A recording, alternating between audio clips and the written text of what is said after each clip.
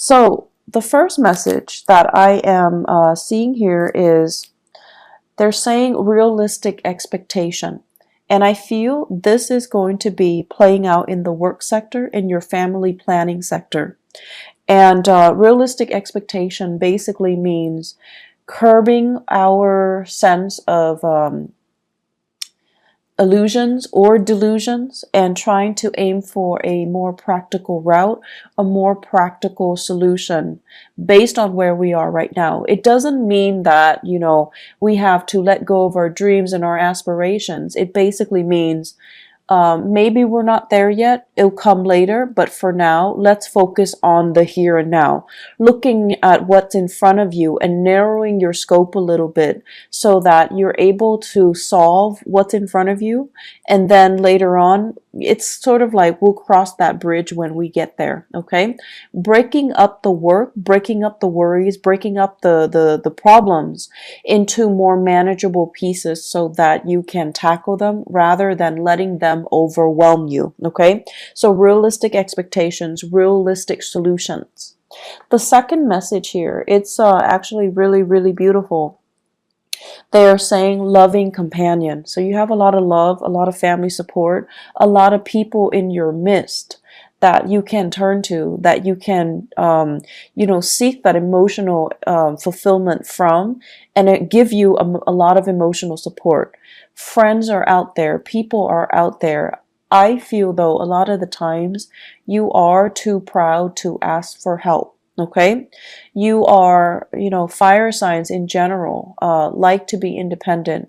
They don't like to weave a sob story and have other people feel sorry for them. So they're just saying here, there isn't any shame in asking for help. And especially if you've got such amazing people around you, it is really important to, ask for help. Okay. I feel like I feel like they will be more than happy to assist in any way they can. And I don't feel that you're abusing it or anything like that. So definitely ask for help if you can. The third message here, it's emotional maturation. And this is a really, really good message across the board for any sign that I read for. Emotional maturation is a process of seeing outside of ourselves, of seeing and anticipating what other people are dealing with, what other people need from us. Is there any way that we can alleviate the suffering, the emotional turmoil, the problems of other people? Okay, seeing outside of ourselves, kind of being a lot more considerate, a lot more thoughtful in assisting other people. And it's not just giving assistance, but it's sort of like putting our ego, our needs aside so that we can understand and be in the present moment and have this mutual understanding, this sympathy and empathy and mutual rapport with another human being. So I feel like there's a lot to be said here with that message alone, okay? And I'm going to go back to it. The last message here, nickel and dime. So I feel like financially there's something going on with you guys, and I have been feeling this for the past few months.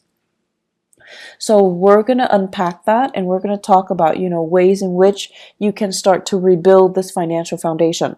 So what I have here, realistic expectation, first message. This is showing up in your family planning sector, okay? And what I feel here is there is a need here to kind of consult your partner. I feel like for many of you, you're a little bit extravagant when it comes to spending, when it comes to buying things, when it comes to splurging. It's like you're quite lenient with yourself when it comes to spending, okay? And you have somebody that's kind of like controlling the purse strings. It could be a relationship partner.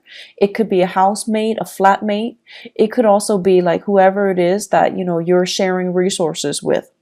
And so there's a sense here of needing to consult the other person before you make big purchases, before you do major decisions. And I'm also feeling at this point there is a need to want to add additional member into the household, such as getting pregnant, family planning. adopting a dog, adopting a baby, taking in elderly parents is what I'm sensing. And these elderly parents can be overseas as well. So I feel like there's this discussion, this conversation about um, getting more people into the household, or the household is getting a little bit too crowded. So why don't we leave the household and seek our own space, seek a bigger housing environment, or purchase a property outright? So I feel like there's some fluctuation here within the home, but either way, it points towards expansion. It points towards something bigger, something better. Okay. And so financially, whenever we want to move to a house, or whenever we want to bring another person into our household, we want the best conditions. And I feel like with you guys, family means so much to you. There's such a huge influence in your life, and you want to do it big. You want to do it justice. You want to do them justice. And so you tend to be quite generous with the way in which you want to, give them that financial resources, or you want to do it big. And I feel like the other person that you're sharing resources with, they're trying to tell you to curb your spending. They're trying to tell you to be conservative, and they're trying to tell you more than anything to be realistic. And I feel like the past few months, since the November timeframe, many of you had to cut corners, you had to skimp, and you didn't like that. You didn't want to have to do those things. And so it's gotten to the point where you're actually sitting down and you're going to have to, be very realistic here. First of all, with the spending. Second of all, how much am I making right now? How much am I spending? So, the financial inflow versus the financial outflow, trying to balance that out and trying to not succumb to emotional spending. Okay.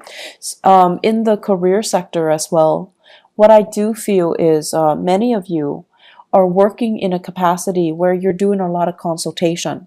So I feel some of you are like, I see some people coming to you and they're like, what do you mean by this sentence? What do you mean by this paragraph? What do you mean by this idea? Can you elaborate? They're giving you something, you revise it, and you submit it to them. So this can be a manuscript, this can be a transcript, this can be like an essay, a piece of artwork. You're working on a consultancy basis and you're working on a project basis. And so the financial inflow might not be, consistent. It doesn't feel to me like a regular 9 to 5 work. It seems to me like contract work. It seems to me like you're getting paid on a contract basis. But either way, I feel like you enjoy the work that you do. You're getting positive recognition. And I feel many of you are at a point where your career is just, just starting to take off. And in about 10 months time, it's going to take off. It's like you're preparing things right now. Right now where you are, it's a little bit of a launching pad, okay? Like a stepping stone. You're taking these minute steps and then you're going to take off. But I do feel it's going to be in about 10 months time before you finally make it, before you finally launch, before you finally start to make the type of money that you're hoping for. So right now, be conservative, be realistic, and have these realistic expectations, okay? The whole process about skimping, it's not fun. It's definitely not fun when we have to really watch what we're doing and we have to be, really conscious of it. I'm also sensing many of you are in the public eye for whatever reason. And a lot of Leos actually are politicians, are great teachers as well, orators, lecturers, and things like that. So I'm not surprised that you're in the public eye and you have really strong, charisma and stage presence. So if you are in the public eye, you're also being extra careful about what you're doing and how you're being perceived and how other people, how you are portrayed in through even social media, even through, newsprint. So I feel like you're trying to curate this persona so that you can, maintain that good role model persona, so that you can, be a positive influence for other people. So I feel like a little bit of management when it comes to how you portray yourself, how you want other people to portray you or to think of you. Okay, so a little bit of like reputation management. Not in a bad way at all, but I definitely feel you're erring on the side of caution when it comes to your image, when it comes to your spending, and when it comes to being very realistic about what is expected of you, what you can and cannot do, and being very honest about, I want to say, portraying that to other people. Second message, loving, they're saying as well, loving partner, but they say the first message is loving companion.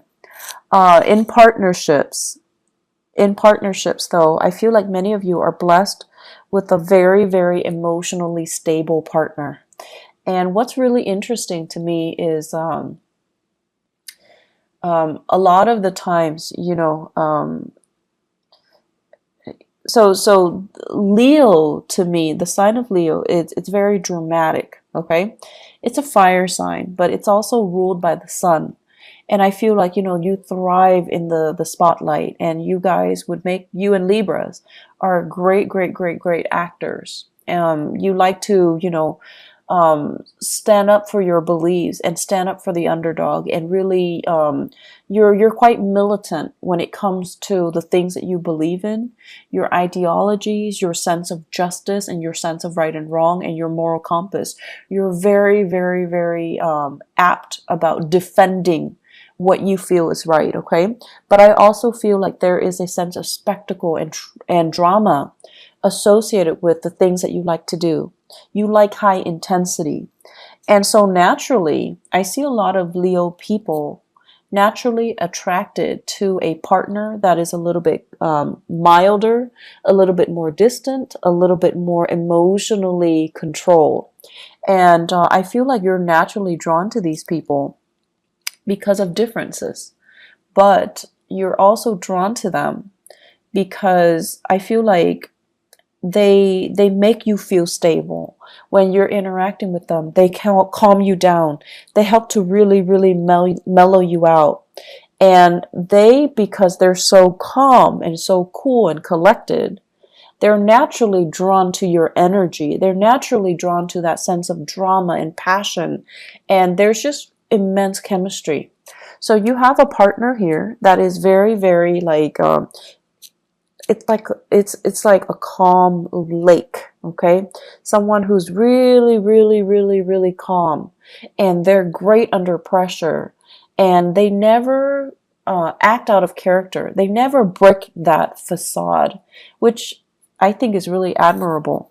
So you have a partner here that is kind of someone who's like, I don't want to say indulging you, because that sounds so patronizing, but I don't feel like it has any negative connotation. So for example, I see you guys excitedly, coming home, and you have this latest project, this latest idea that you want to implement, and you're like, talking a mile a minute, excitedly gesturing and telling your partner about everything that you experience and what you're planning to do.